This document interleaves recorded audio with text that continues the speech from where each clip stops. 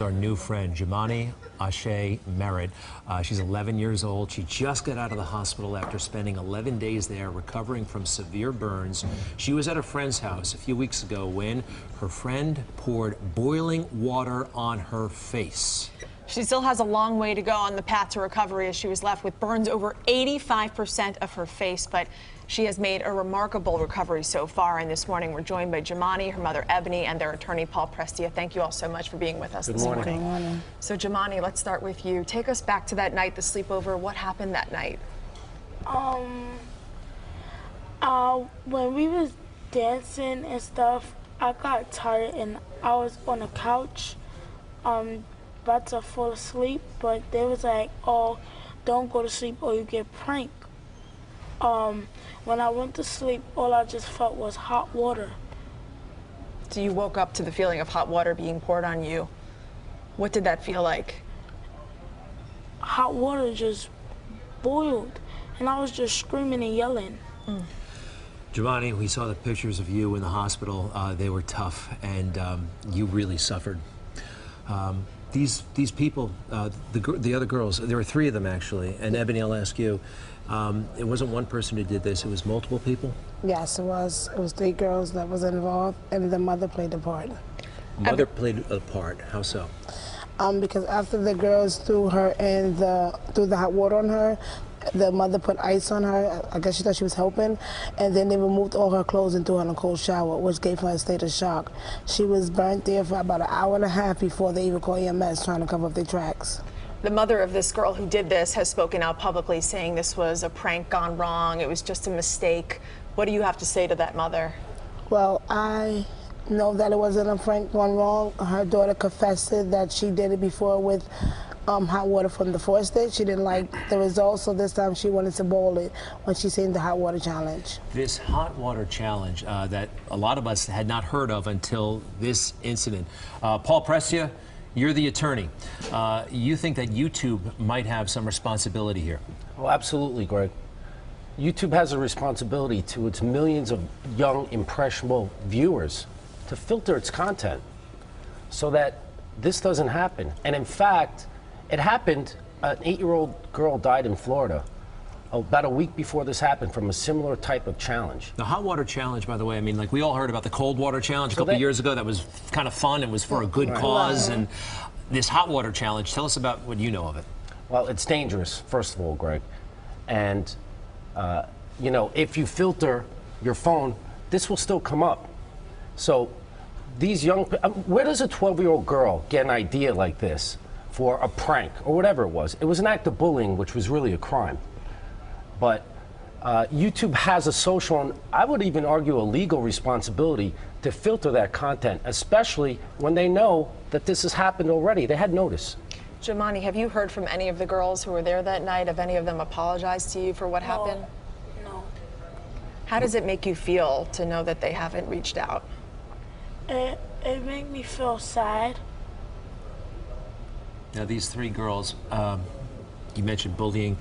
Were they friends of yours? I mean, it was a sleepover, so I imagine that you were friends before all this happened, right? Yeah. Were they picking on you too much or anything like that before this happened? Yes. They were. Called me fat and stuff like that. Did you want to go home? No, because then the mom told the girl that stop bullying her, and then or else she gonna get beat. How are you feeling now, Jumaane? I know we still got a little ways to go. I understand school, which starts pretty soon, you're not going to go initially, and you're about to start which grade? 7th. 7th grade. Ebony, what's the plan?